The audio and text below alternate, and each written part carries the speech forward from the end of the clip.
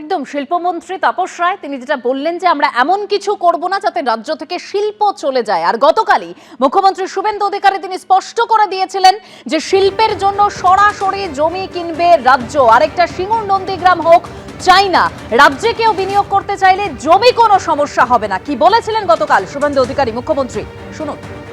2013 সালের land purchase policy accept করেছি।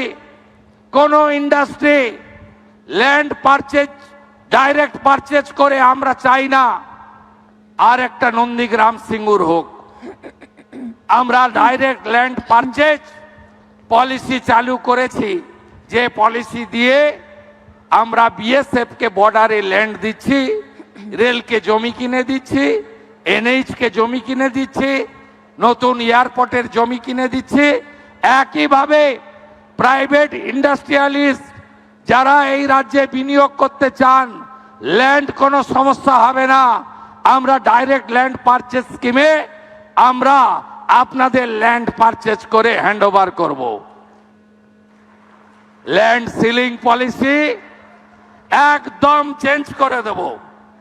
আর শুনে রাখুন আপনারা, 100 কোটি টাকার বেশি যারা ইনভেস্ট করবেন, কোন পঞ্চায়েত, পুরসভা, কর্পোরেশন, জেলা পরিষদ, পঞ্চায়েত সমিতি থেকে পারমিশন নিতে হবে না।